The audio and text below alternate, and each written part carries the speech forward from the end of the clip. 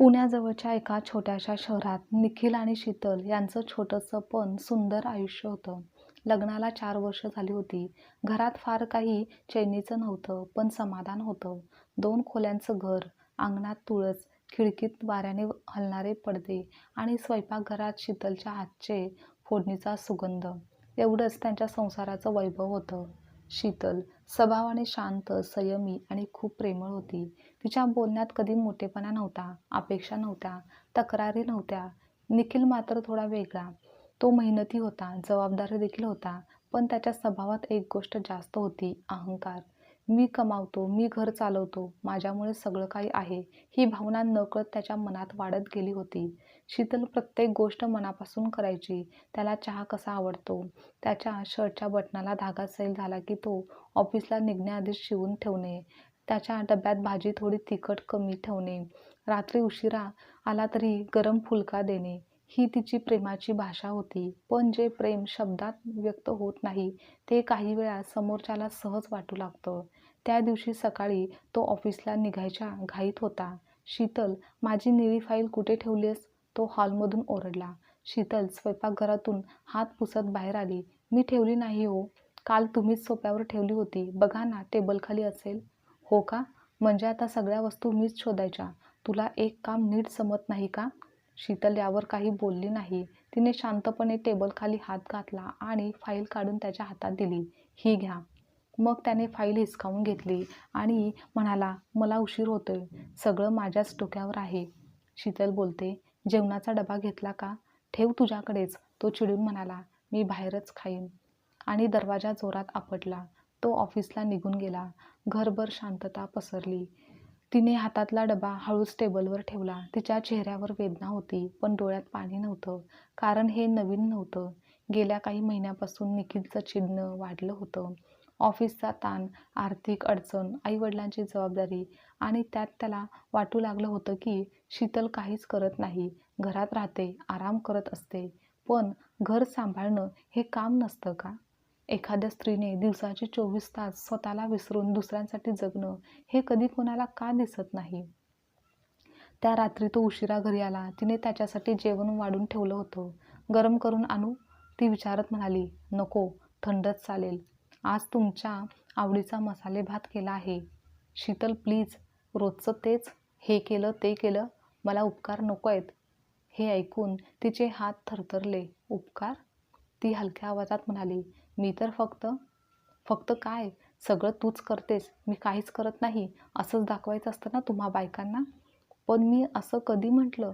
तिच्या आवाजात पहिल्यांदाच वेदनेची कडवट धार होती. म्हणायची गरज नसते, चेहऱ्यावर दिसतं. शीतल काही क्षण त्याच्याकडे पाहत राहिली. मग शांतपणे म्हणाली, निखिल तुम्ही खूप बदललात हो. हो, बदललोय. कारण मला कळलंय की तुझ्याशिवाय माझं सगळं चालतं. हे वाक्य जणू घराच्या भिंतीवर आदळलं आणि परत शीतलच्या छातीत घुसलं. ती काही क्षण गप्प राहिली. मग तिने फक्त एवढंच विचारलं, खरंच? हो. आणि जर एवढंच त्रास होत असेल ना, तर काही दिवस माहेरी जा.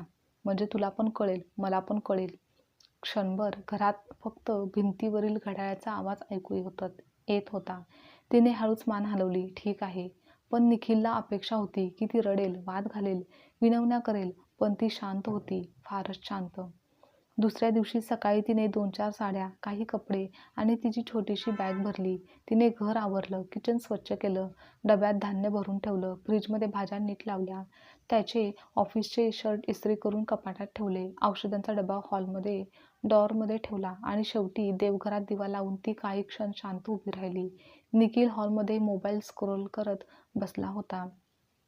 तिला थांबवावं असं त्याच्या मनाच्या कुठल्याशा तरी कोपऱ्यातून आवाज ऐकू येत होता, पण अहंकार अधिक मोठा होता. जाते.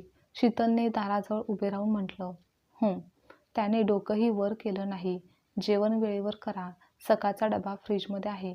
रात्रीची भाजी वरच्या डब्यात ठेवली आहे आणि तुमच्या ॲसिडिटीच्या गोळ्या ड्रॉअरमध्ये आहेत.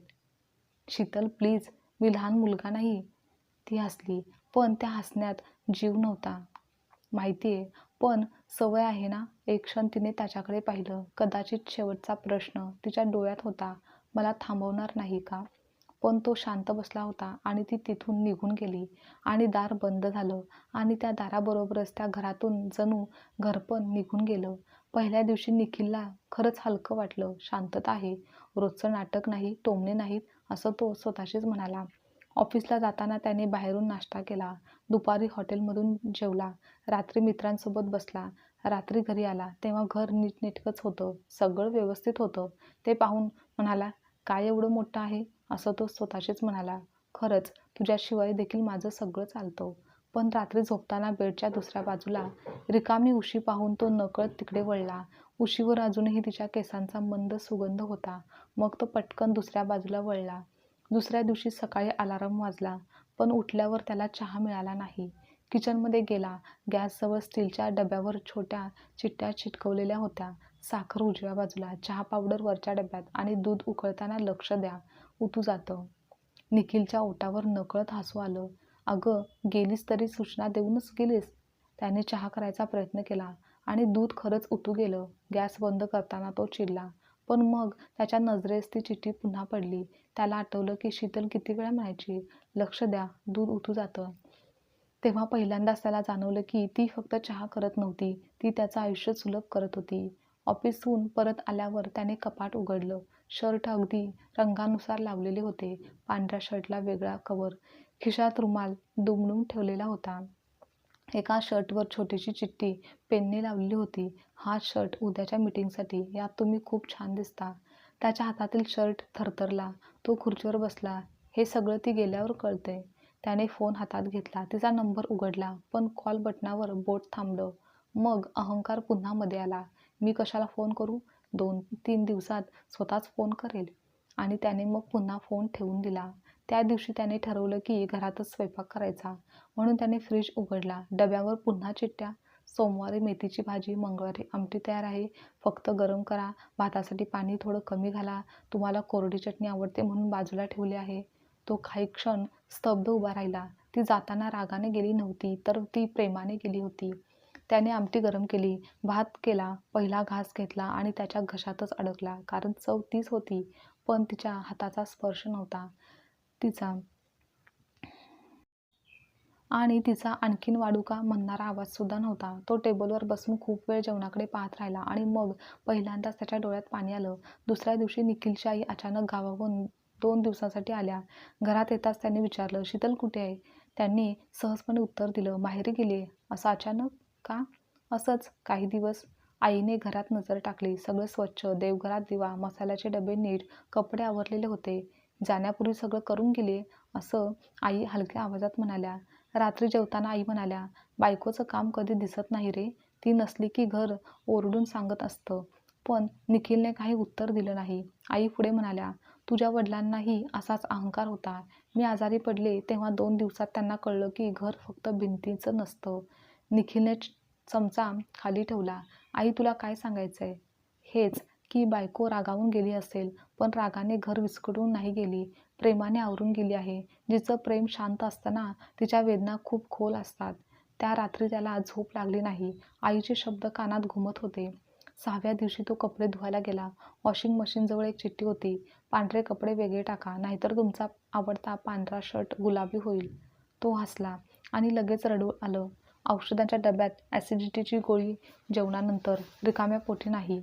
घरात जिकडे तिकडे तिच्या छोट्या छोट्या चिठ्ठ्या होत्या. जणू ती स्वतः नसली तरी तिचं प्रेम प्रत्येक कोपऱ्यात उभं होतं आणि प्रत्येक चिठ्ठी निखिलच्या अहंकारावर हातोड्याचे घाव मारत होती. 8व्या दिवशी ऑफिसमध्येच त्याची तब्येत बिघडली. डोकं जड, अंगात ताप, पोटात जळजळ होत होती. कसाबसा तो घरी आला. घरात शिरताच त्याला जाणवलं की आज खरंच तो एकटा आहे. कोणी पाण्याचा ग्लास देणार नाही, कोणी कपाळावर हात ठेवणार नाही, कोणी म्हणणार नाही की झोपा, मी काढा करते. तो सरळ बेडवर कोसळला. रात्रभर अंग तापाने फणफणत होतं. पहाटे कसाबसा उठून तो ड्रॉवरमधल्या औषधांचा डबा उघडायला गेला. गोळ्यांच्या पट्ट्यामध्ये एक दुमडलेली चिठ्ठी होती. थरथरत्या हाताने त्याने ती उघडली. निखिल, तुम्ही ही चिठ्ठी कदाचित तेव्हाच वाचाल जेव्हा मी जवळ नसेन. म्हणूनच एक विनंती, आजारी पडलात तर हट्ट करू नका. गोळी वेळेवर घ्या. मला माहिती आहे तुम्ही रागात खूप काही बोलता, पण तुमच्या मनात मी वाईट नाही, त्यावर माझा अजूनही विश्वास आहे. मी जाताना घरात सगळं ठेवून गेले, कारण मला तुमच्यावर राग नाही, फक्त थोडी वेदना आहे. तुम्ही म्हणालात तुझ्याशिवाय माझं सगळं चालतं. कदाचित खरं असेलही, पण माझं मात्र तुमच्याशिवाय काहीच चालत नाही. तुम्ही जेवता का? औषध घेता का? वेळेवर झोपता का? हे विचारणं बंद करायला मी माहेरी जातेय, पण काळजी करणं कधीच बंद करू शकणार नाही. जर कधी माझी आठवण आली तर एवढंच समजा की मी दूर गेलीये, पण तुमच्यापासून नाही. तुमचीच शीतल. चिठ्ठी वाचून त्याच्या हातातून डबा खाली पडला. तो फरशीवर बसला आणि पुढच्या क्षणी अक्षरशः कोसळलाच. इतक्या दिवसांचा साठलेला अहंकार, राग, स्वतःचा मोठेपणा सगळं त्या चिठ्ठीसमोर धुळीस मिळालं होतं. तो हमसून हमसून रडत होता. शीतल, मी हे काय केलं? त्या दिवशी तापाने थरथरत असतानाही त्याने फोन उचलला. तिचा नंबर डायल केला. फोन वाजत राहिला. एकदा, दोनदा, तीनदा. शीतलने काही फोन उचलला नाही. कदाचित ती झोपली असेल, कदाचित ती रडली असेल, कदाचित तिने ठरवलं असेल की आता लगेच नाही. मग त्याने पुन्हा कॉल केला. यावेळी फोन उचलला. हॅलो. तिचा आवाज खूप हलका होता. तो काही क्षण बोलूच शकला नाही. शीतल, मी मी आजारी आहे. तिचा आवाज मग लगेच बदलला. काय झालं? ताप आहे. डॉक्टरांकडे गेलात? गोळी घेतली आहे का? काही खाल्लं आहे का? त्याच्या डोळ्यात पुन्हा अश्रू आले. तो रडतच म्हणाला, तू अजूनही इतकी काळजी करतेस? मग पलीकडून काही क्षण शांतता. मग तिचा थरथरता आवाज आला. निखिल, प्रेम बंद करता येत नाही. त्याने डोळे मिटले. त्याला स्वतःचा तिरस्कार वाटत होता. शीतल, मला माफ कर. मी चुकीचं बोललो होतो. खूप दुखावलो तुला. तुझ्याशिवाय सगळं चालतं असं म्हणालो. पण खरं सांगू का? तुझ्याशिवाय घर चाललंय, दिवस गेले, पण मी चाललेलो नाही. मी तुटलोय शीतल. पलीकडून रडण्याचा मंद आवाज आला. शीतल, एकदा परत ये ना, किंवा मी येतो तुला न्यायला. पण प्लीज मला ही शिक्षा आता जास्त देऊ नकोस. ती काही क्षण गप्प राहिली आणि मग म्हणाली, मी शिक्षा द्यायला गेले नव्हते. मी फक्त स्वतःला सावरायला गेले होते. हे ऐकून त्याच्या छातीत काहीतरी दाबलं गेलं. दुसऱ्या दिवशी ताप कमी होताच निखिल थेट शीतलच्या माहेरी गेला. तिचं माहेर साधं घर होतं. अंगणात मोगऱ्याचा वेल, दाराशी चप्पल, आतून भांड्यांचा आवाज. दरवाजात शीतलची आई उभी होती. या निखिल. त्यांच्या आवाजात कटुता नव्हती, पण औपचारिकता होती. त्याने मान खाली घातली. आई, शीतल आहे का? हो आहे. पण आधी एक गोष्ट सांगते. माझी मुलगी त्या दिवशी रडत रडत घरी आली नाही, तर ती शांतपणे आली. ती तेव्हा जास्त बोलली नाही. पण रात्री उशी ओली असायची आणि त्यावरूनच मी समजून गेले. त्याचे डोळे भरून आले. हो, मी चुकलो आहे. चूक प्रत्येकाकडून होते, पण प्रत्येकजण ती मान्य करत नाही. इतक्यात आतून शीतल बाहेर आली. साधी साडी, केस मोकळे, डोळ्याभोवती काळे वर्तुळे. ती बारीक दिसत होती. जणू काही दिवसातच खूप काही हरवलेलं होतं. ते दोघे समोरासमोर उभे राहिले. निखिलला तिला पाहताच जाणवलं, हेच माझं घर आहे. तो तिच्यासमोर गेला. शीतल, माझ्याकडे शब्द नाहीत. मी जे बोललो ते विसरता येणार नाही. माहिती आहे, पण मला एक संधी दे. तुझी किंमत मला तू गेल्यावर कळली. हे सांगायला मला लाज वाटते, पण हेच खरं सत्य आहे. तिच्या डोळ्यात अश्रू दाटले. निखिल, तुम्ही मला खूप दुखावलंय. हो, माहिती आहे. म्हणूनच आलोय. तुला न्यायला नाही, तर तुझ्यासमोर झुकायला आलोय. आणि तो खरंच तिच्यासमोर हात जोडून उभा राहिला. मी नवरा म्हणून मोठा नाही. तू सोबत आहेस म्हणून मी पूर्ण आहे. तुझ्याशिवाय माझं काहीच चालत नाही. कृपया घरी चल. शीतल थरथरली. मला भीती वाटते. परत तसंच झालं तर? त्याने शांतपणे उत्तर दिलं. यावेळी मी वचन देत नाही, कारण वचन शब्दांनी दिले जातात, पण मी सिद्ध करून दाखवेन, कृतीने. त्या क्षणी शीतल लगेच तयार झाली नाही. 2-3 दिवसांनी ती परत यायला तयार झाली. पण ती त्याला म्हणाली, आता यापुढे आपण बोलायचं. मनातील सगळं, राग, अपेक्षा, दुखणं सगळं एकमेकांना सांगायचं. पण आता शांत राहून सगळं सहन करायचं नाही. निखिलने लगेच मान्य केलं. त्या दिवशी घरी जाताना परतताना कारमध्ये शांतता होती, पण ती जुनी बोचरी शांतता नव्हती. ती 2 जखमी मनं हळूहळू जवळ करण्याची येण्याची शांतता होती. घरी पोचल्यावर शीतल घराच्या दारात थांबली. तिने घरात नजर फिरवली. किचन थोडं अस्ताव्यस्त, पडदे थोडे वाकडे, झाडांना पाणी कमी, पण देवघरात दिवा होता. दिवा? ती आश्चर्याने म्हणाली. तो हलकसा हसला आणि म्हणाला, तू नसलीस तरी बंद पडू दिला नाही. शीतल पहिल्यांदाच हलकीशी हसली. आता त्या दिवसानंतर तो खरंच हळूहळू बदलू लागला होता. तो सकाळी स्वतः चहा बनवू लागला होता. आणि कधी शीतलसाठी देखील. स्वतःचे कपडे कपाटात स्वतः ठेवू लागला. ऑफिसला जाताना म्हणू लागला, आज काही मदत करू का?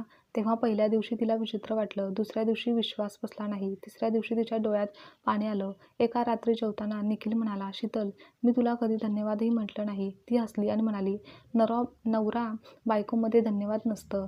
हो, पण आदर तर असतोच ना. आणि तो मी तुला कधीच दिला नाही. शीतलने त्याचा हात हातात घेतला. मला फक्त एवढंच हवं होतं. तुम्ही माझं प्रेम गृहीत धरू नका. त्याने तिच्या हातावर ओठ टेकवले. हो, यापुढे आता कधीच असं होणार नाही. त्यानंतरच्या काही दिवसांनी निखिलने घर साफ करताना तिच्या चिठ्ठ्या सगळ्या गोळा केल्या. किचनमधल्या, औषधांच्या डब्यातल्या, शर्टवरील, वॉशिंग मशीनच्या जवळच्या, आरशावरच्या. त्याने एक छोटी लाकडी पेटी आणली. त्यावर लिहिलं, माझ्या घराचा श्वास. ते पाहून शीतल हसत म्हणाली, हे काय? तो म्हणाला, या चिठ्ठ्या नाहीत, माझा अहंकार मोडणारे धडे आहेत. तिच्या डोळ्यात पाणी आलं. इतकं प्रेम केलंस तू आणि मी मोजत बसलो, कोण जास्त करतो. ती त्याच्या खांद्यावर डोकं ठेवत म्हणाली, प्रेम मोजलं की कमी होतं, जगलं की वाढतं. एके संध्याकाळी निखिलने शीतलला गच्चीवर बोलावलं. आकाशात मावळतीचा केशरी रंग पसरलेला होता. हातात 2 कप होते. हा चहा मी केलाय, तो अभिमानाने म्हणाला. शीतल हसली. दूध उतू गेलं नाही ना? मग दोघेही हसले. निखिल थोडा गंभीर झाला. शीतल, एक गोष्ट बोलायची आहे. त्या दिवशी मी म्हणालो होतो, तुझ्याशिवाय माझं सगळं चालतं. पण आज मला समजले, घर चालवणं वेगळं असतं आणि मन जगणं वेगळं असतं. तुझ्याशिवाय घराचे दरवाजे उघडले, बंद झाले, गॅस पेटला, पंखा फिरला, पण माझं मन ते दररोज बंद होत गेलं. तिचे डोळे भरले. तो पुढे म्हणाला, तू घरात वस्तू ठेवून गेली नव्हतीस, तू तुझं प्रेम ठेवून गेली होतीस आणि मी पहिल्यांदाच ते पाहिलं. ती रडतच म्हणाली, मी कधी तुमच्याविरुद्ध नव्हते निखिल. मी फक्त तुमच्यासोबत असावं असं मला नेहमीच वाटत होतं. आता आहे आणि कायमच राहीन. त्याने तिच्या कपाळावर हलकंसं चुंबन दिलं. काही महिन्यांनी त्यांच्या लग्नाचा वाढदिवस आला. यावेळी निखिलने स्वतः घर सजवलं. तिच्यासाठी तिच्या आवडीची जाईची फुले आणली. स्वयंपाकाचा प्रयत्न केला, जरी अर्धा बिघडला होता तरीही. टेबलावर एक कार्ड होतं. तिने उघडलं. त्यात लिहिलं होतं, त्या दिवशी मी म्हणालो होतो, तुझ्याशिवाय माझं सगळं चालतं. आज आयुष्याने मला शिकवलं आहे की तुझ्याशिवाय माझं काहीच चालत नाही. कारण तू फक्त माझी बायको नाहीस, तू माझ्या घराची उभ आहेस, माझ्या दिवसाची सुरुवात आहेस आणि माझ्या मनाची शांती आहेस. तुझाच निखिल. कार्ड वाचून शीतलच्या डोळ्यातून अश्रू वाहू लागले. ती त्याच्याकडे पाहत म्हणाली, मी काही खास नाही हो. तो हसला. तू तर खास आहेसच. तू मोठ्या गोष्टी केल्या नाहीस, पण छोट्या छोट्या गोष्टींनी माझं आयुष्य उभं केलंस. काही प्रेमकथा मोठ्या घटनांनी बदलत नाहीत, त्या बदलतात एका चिठ्ठीने, एका रिकाम्या उशीने, एका थंड झालेल्या जेवणाच्या घासाने आणि उशिरा का होईना आलेल्या पश्चातापाने. निखिलला समजलं होतं की बायकोचं प्रेम नेहमी आवाज करत नाही, ते भांडत नाही, स्वतःची जाहिरात करत नाही. मी इतकं करते असं सांगत देखील नाही, तर ते शांतपणे कपडे घडी घालतं, डबा भरतं, औषध ठेवतं आणि रागावून देखील काळजी करणं थांबवत नाही. आणि म्हणूनच जेव्हा असं प्रेम घरातून निघून जातं, तेव्हा रिकामं घर नव्हे, रिकामं मन उरतं. त्या रात्री झोपताना निखिलने तिचा हात घट्ट पकडला. काय झालं? ती हसत म्हणाली. काही नाही. तो कुजबुजला. फक्त पुन्हा कधी सोडणार नाही याची खात्री करून घेतोय. ती त्याच्याजवळ सरकली. मी गेलेच कुठे होते? मी तर तुमच्या प्रत्येक वस्तूत, प्रत्येक सवयीत, प्रत्येक काळजीत होतीच. त्याच्या डोळ्यात पुन्हा पाणी आलं आणि आता ती हलकंसं हसली. आता तुमच्या अहंकाराच्या जागी तुमच्या हृदयात राहते. खिडकीबाहेर रात्रीचा मंद वारा होता. देवघरात दिवा शांतपणे तेवत होता आणि त्या घरात यावेळी खरंच संसार होता. ज्या व्यक्तींचं प्रेम सतत मिळत राहतं, तिची किंमत अनेकदा उशिरा कळते. बायको घर चालवत नाही, ती घराला घरपण देते आणि नवऱ्याचा अहंकार जिंकला तर संसार हारतो, पण जर प्रेमाने अहंकाराला हरवलं तर नातं पुन्हा जन्म घेतं. आजची कथा तुम्हाला आवडल्यास लाईक, शेअर, कमेंट करा आणि चॅनलवर नवीन असाल तर चॅनलला सबस्क्राईबसुद्धा नक्की करा.